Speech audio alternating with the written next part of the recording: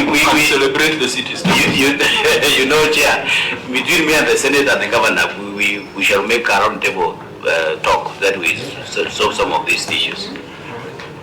Thank you. I think that was a light moment, but it's extremely important because we are committed, and the Deputy Speaker, every time he sits on that chair, has told us as a committee, we need to get rid of these past reports and start looking at the reports of the current administration. And I think in the next few minutes, we want to do justice to that so that we come to the reports under your jurisdiction. Can we then proceed pretty fast? Auditor General, on the use of manual payroll, has that now been resolved?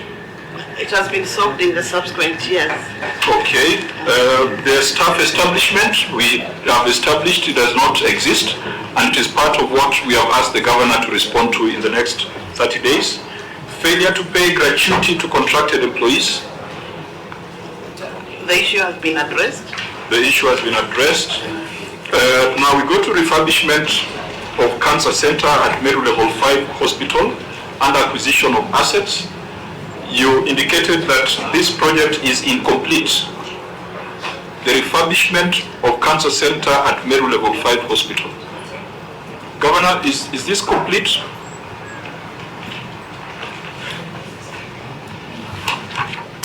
Thank you, Chair. With me, we have Chief Officer Health, Dr. Waome. Perhaps because sometimes the officers they go wild with the explanations. Just read for us your written response, and then Dr. can explain if there is need. Thank you, Chair. During the period of the review, the county commenced works on the proposed refurbishment of works at the Cancer Center at Meru Level 5 Hospital. The works were designed to be implemented into phases. See Annex 9 evidence that the works were designed to be implemented in 2 phases. We concur with the audit observation that at the time of the physical inspection carried on project in July 2022, that the works at the facility were at the safe levels and that the county had made payment to the supplier for phase 1 works. The payment was supported with measured works and did not include the listed works. Thus, the county had not paid for the uncompleted works. It means true that on the day of physical inspection, the audit team did not meet the contractor. However, the contractor had not abandoned the site and the materials were still on site. The construction works are still ongoing. During implementation of the accounting officer carried out monitoring and evaluation of the project through the project management team. Evidence of various site visit meetings held during implementation are available for audit review. See Annex 10 copies of the site meetings. At the moment, renovation works for phase 1 has been completed, but the contractor has written to the county expressing his unwillingness to continue the work contained in phase 2. See Annex 2, evidence of the completion of phase 1 along with the communication from the contractor expressing his unwillingness to undertake works in phase 2. So maybe in summary, Governor, in this phase 1, because you are talking of Cancer Center, what was supposed to be delivered? Was it some services or it was just refurbishment of buildings? Chair, I'm requesting Chief Officer Health to assist me. Chief Officer Health, what was to be delivered in phase 1? Chair, it was a refurbishment of the facility. And refurbishment meant what? Repainting, capros, what? Was there anything with regards to the service of the cancer service? Or it was all infrastructural? It was repurposing some rooms because there were older rooms for other works, partitioning and orientation towards the services which are expected to be given there. And what was to be delivered in phase 2? In phase 2, there was works around the landscaping on the outside. There was an abrasion bog. There was also the issue of CCTV installation, among others. And what was the total contract sum, phase 1? Phase 1, he had been given 10 million. Phase 2? again also 10 million. So what, out of that 20 million, what relates to cancer treatment? What ideally was planned, or the project, the way it was phase one, in phase one was to operationalize a chemotherapy giving center or unit. So there's equipment involved? No, it's more of housing. Yeah, the housing, and also installation of the chamber for preparing chemo. And then also now redesigning the area on the front to have clinical rooms where the clinicians would see the patients alongside various other units. Basically, it's more of a mini, I would say, treatment center way, or an annex of the main hospital. So 2 years later, you cannot manage a 20 million project? In the first phase, where he had been given, which he completed a year back, the second phase, when he was called in to start, is when he could not carry on, which he wrote a letter in this last financial year. And what are the reasons in that letter? He just stated unwillingness to complete. What are the reasons in that letter? You're not honest, Chief Officer. The reason is very specific on the letter, on why he was not willing to complete. Partly again, he had said the initial one was because of late payments. But then now from there he says... Are you looking at that letter? Maybe you have the letter. Just look at it because it is your annex. Annex 11. Because he's citing pending bills. You have not paid him, that's why he cannot continue. It's not that he was unable to. He's not unwilling. You have not paid him. Or are we looking at the wrong letter? Isn't that Kawira East Africa Limited?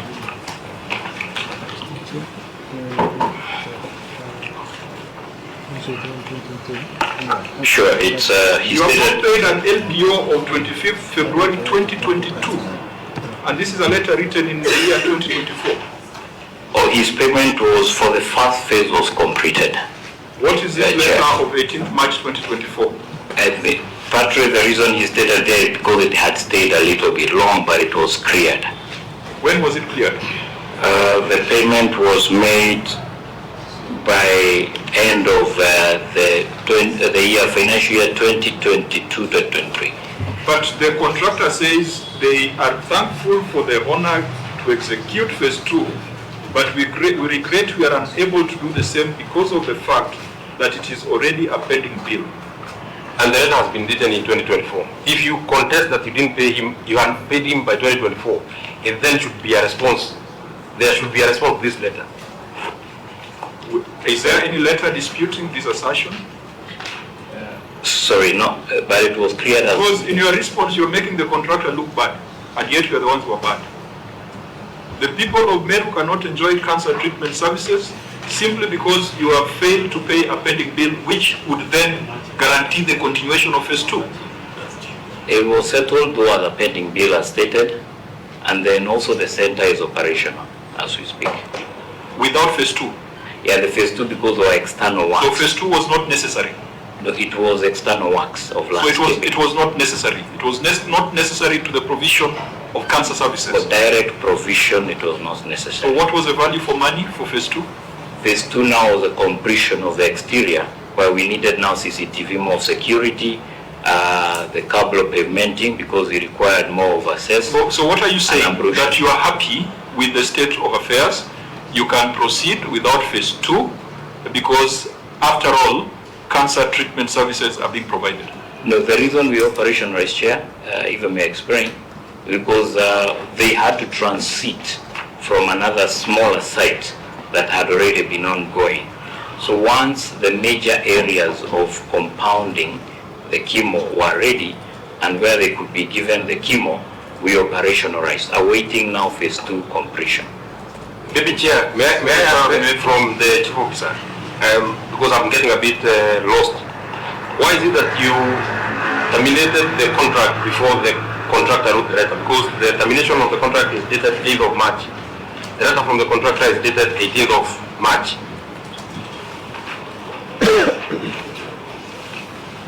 Because the two letters that follow each other. This one is addressed to Triospan Limited. Okay. Who is Triospan Limited? We have Kawira East Africa and Triospan Limited.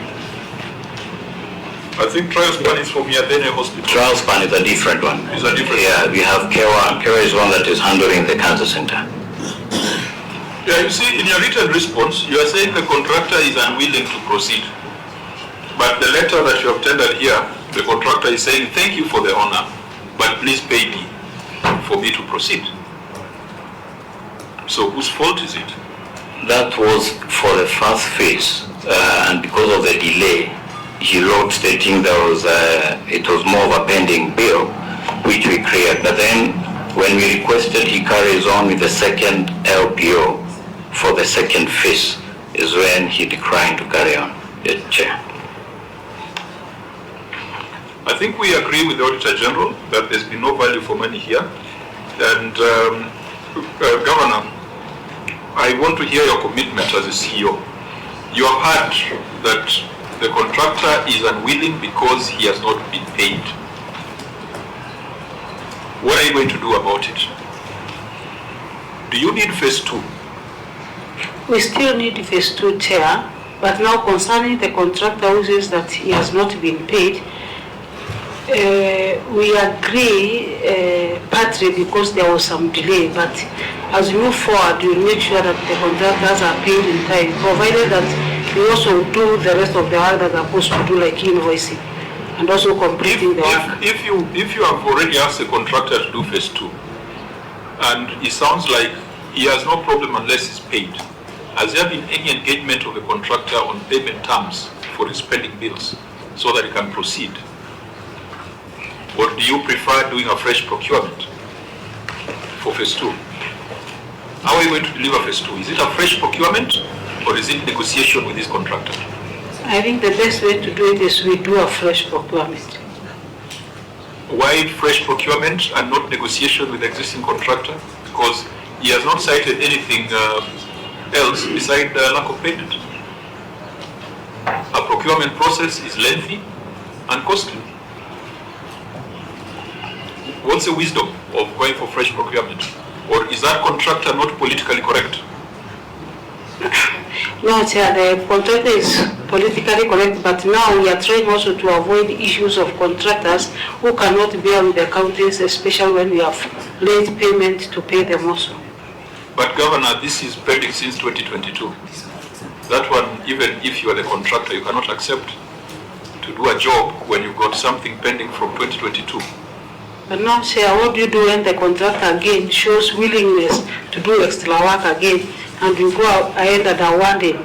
Did you know that you also raise some issues again about the pending bill? But why do you blame the contractor for demanding his money? Pending bill is a first charge.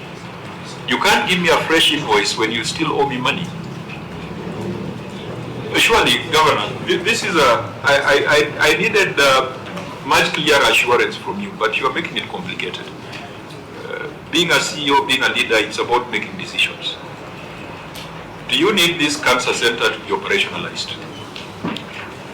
The cancer center is still going on, and we have patients there and everything. These are part of the external work that was to be done just to improve the facility. Is it a priority?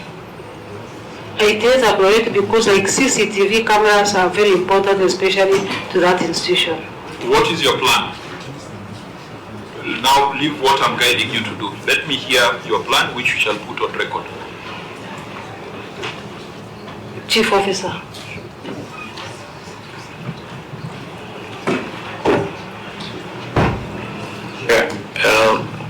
We, in the new financial year, we had proposed allocation of some more money to re-advertise to complete now those other ones. How much? We had still settled on 10 million. So it's in the procurement plan for which period? For this new financial year coming. Which first quarter, second quarter, third quarter? What's the timing? The timeline is between now the first and second quarter. Why would 10 million pose such challenges in terms of procurement, surely? Because these are not a 100 million, it's not a grand, it's not a complicated project. It's installation of CCTVs. Sure. It's things that you got an agile Gen Z can do within 1 week. Chair, just because of the process of now initiation of the new budget in terms of the accounting period, with mostly we work as from around August or September, it will spill over. to the second quarter. That's why we say implementation will spill over to the second quarter. Senator Umtata, please go on record. Yes, Honorable Chair, Honorable Members of the Senate, and Members of the Senate Secretariat, Your Excellency, Governor, and your team, my name is Okiwa Mtato Koichi, Senator from Busia. You are most welcome. So, as we leave this, Governor, what do you think the young people in Meru think about this project? Seeing that there's a phase that started and a phase that has stalled. What do you think they say about it? Are they saying that the governor is a great person because we are still waiting for procurement plans? Or they are saying that the governor is failing because this project is not complete? You see, these are the things that make our children angry. That a small job of 10 million can take 2 years. It's what annoys them. And it does not matter